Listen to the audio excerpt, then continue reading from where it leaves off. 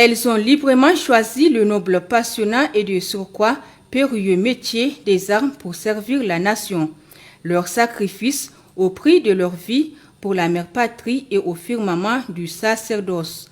Elles, ce sont les forces de défense et de sécurité, toujours présentes de jour comme de nuit dans tous les 4 coins du pays, en ville comme en brousse, contre vents et marées, pour sécuriser l'ensemble du territoire nigérien et protéger la patrie.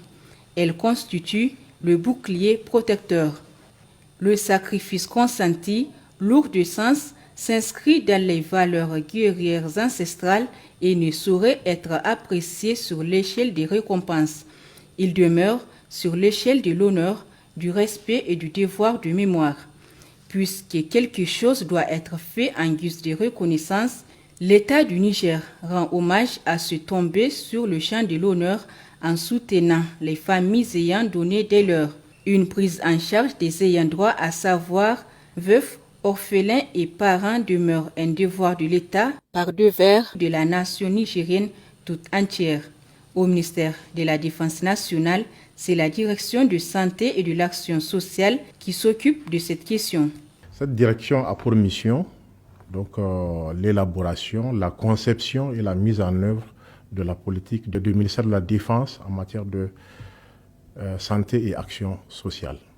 Voilà. Nos missions, c'est d'assurer une couverture sanitaire et sociale pour le militaire et sa famille. Améliorer les conditions de vie et de travail, veiller à la cohésion sociale au sein des forces armées. Pour cela, les actions que nous menons, ce sont des actions visant à améliorer les conditions de vie des militaires et leurs familles par la fourniture de prestations de qualité en matière de santé et d'action sociale. À travers la mise à disposition de logements sociaux, la construction bientôt d'un hôpital militaire de référence de niveau 3, l'acquisition d'équipements médicaux aussi. Pour soutenir et soulager les ayants droit des militaires et gendarmes décédés en service commandé, une prise en charge leur est octroyée sur plusieurs plans. D'abord, il faut parler des secours ponctuels et des dons, c'est-à-dire à l'occasion de fêtes religieuses pendant le ramadan. Donc chaque famille a par exemple 50 000. Au moment de la Tabaski, 100 000. Même à Noël, 50 000. En plus, au moment de la rentrée scolaire, chaque orphelin a 200 000 pour l'enseignement général et 260 000 pour l'enseignement professionnel. En dehors de ça, il y a ce qu'on appelle le secours handicap. Le secours handicap, donc quand il y a un enfant d'un martyr qui est victime d'une infirmité, une incapacité, donc qui a été déclarée, c'est-à-dire au moment du décès, donc il a 90 000 francs par trimestre. Maintenant, il y a aussi comme avantage la prise en charge médicale. Il faut dire que les ayants droit des militaires et gendarmes décédés en service commandé bénéficient d'une prise en charge médicale totale. Le dernier, c'est le recrutement au sein de l'armée et des autres corps, des forces de défense et de sécurité. Ces efforts consistants de la hiérarchie militaire sont appréciés à leur juste valeur par les ayants droit des FDS tombés sur le champ de l'honneur qui saisissent toujours l'occasion pour exprimer leur satisfaction et leur reconnaissance. Le service social nous aide à la constitution de nos dossiers, entre autres l'aide sociale, la pension, le capital décès, le don et la prise en charge de nos enfants orphelins. Depuis l'avènement du CNSP, on a eu beaucoup de rehaussements. À travers le rehaussement des frais de scolarité des orphelins, le secours Ramadan, le secours Tabaski, le secours Noël, tout ça là a été rehaussé. Et la distribution aussi des vivres a été rehaussée. On est très satisfaits. L'État nous soutient beaucoup. Nous recevons des prises en charge sanitaires, des secours pour les fêtes, des frais de scolarité et des dons en vivres. Moi, personnellement, mon enfant est admis au Prytanée militaire sur titre.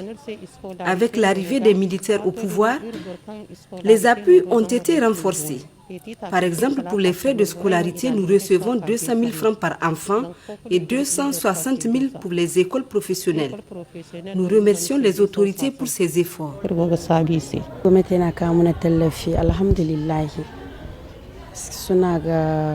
L'État s'occupe bien de nous. Nous recevons des appuis en vivres, de l'argent lors des différentes fêtes et les frais des scolarités pour les enfants. Ces derniers ont augmenté avec l'arrivée du CNSP au pouvoir. Nous recevons 200 000 francs par enfant au lieu de 100 000 avant.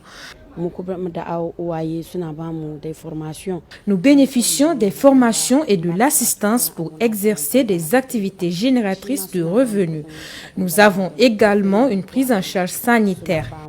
On a bénéficié de dons WACAF, en argent, en pagne, en vivres aussi. On a bénéficié de dons M62 en argent. On a bénéficié de dons Valimon en parcelle. On est satisfait vraiment, on est satisfait. On les encourage aussi à continuer dans ce sens, puisque vraiment ils amènent un grand appui pour les veuves. En plus de tous ces efforts, les orphelins bénéficient également du suivi scolaire et du recrutement dans les différentes écoles de formation des militaires. Après le décès du papa, j'ai été suivie du lycée jusqu'à l'obtention du bac. Après, j'ai été encore suivie à l'université jusqu'à l'obtention de la licence. Maintenant, après la licence, j'ai bénéficié encore du recrutement des élèves officiers d'actifs. Le processus a été facile, je peux dire. Et après l'obtention des diplômes, on recueille les dossiers, on amène, après la constitution des dossiers, on amène et c'est à leur charge, c'est eux qui s'occupent du reste. Et la formation s'est très bien déroulée, on a été bien formés, bien traités. J'ai été suivie du lycée jusqu'à l'obtention du travail. J'ai pu réaliser mon rêve. J'ai bénéficié d'un recrutement pour intégrer la gendarmerie nationale. Le processus pour l'obtention, j'ai déposé mon dossier. J'ai été admis sur titre, c'est-à-dire sans test. Avec le travail que j'ai eu, j'arrive à subvenir à mes besoins et ceux de ma famille. Nous avons bénéficié d'une bourse d'études de santé. Notre formation s'est très bien déroulée. Pendant notre formation, on n'a pas eu de difficultés. La bourse nous a été parvenue par l'action sociale. Actuellement, je suis en attente d'une autre bourse et j'ai déposé mes dossiers pour les concours collatéraux.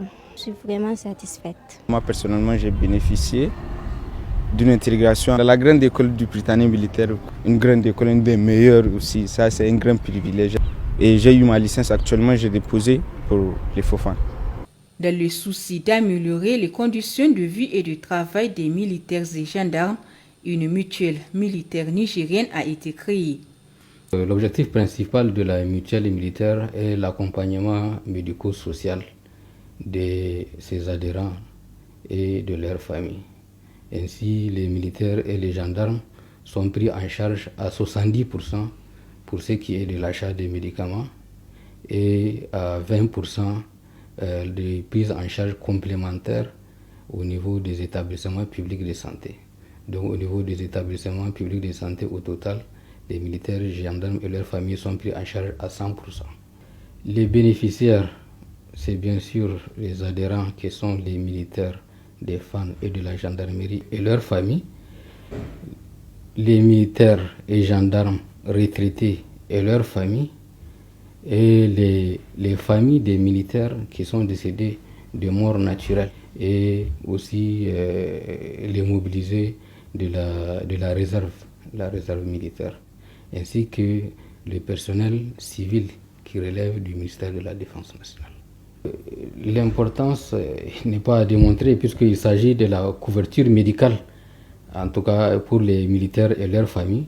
Elle garantit un accès abordable aux soins de santé, aux militaires et leurs familles. Donc, de par cette fonction, elle impacte positivement sur la force morale des militaires.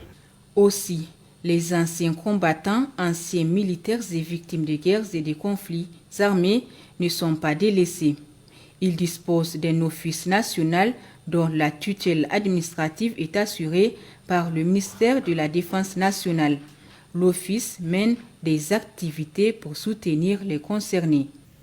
La mission de l'office est de veiller en toutes circonstances à la défense des intérêts matériels et moraux des catégories de personnel suivants.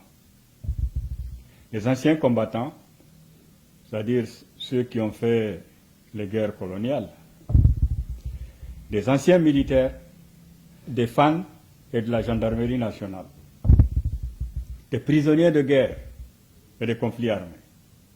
Nous sommes pourvoyeurs en personnel de la réserve militaire. Vous savez qu'il y a une réserve militaire qui a été créée qui concerne essentiellement, pour la réserve militaire opérationnelle, qui concerne essentiellement les anciens des FAN et de la gendarmerie nationale. Donc l'office est pourvoyeur en personnel de la réserve militaire opérationnelle. Toutes ces actions de soutien aux familles de victimes et d'amélioration des conditions de vie et de travail des militaires en activité contribuent à l'édification des forces morales. Elles constituent une assurance et renforcent la détermination, la bravoure et l'engagement des agents qui ne cessent de multiplier les prouesses sur les théâtres d'opération.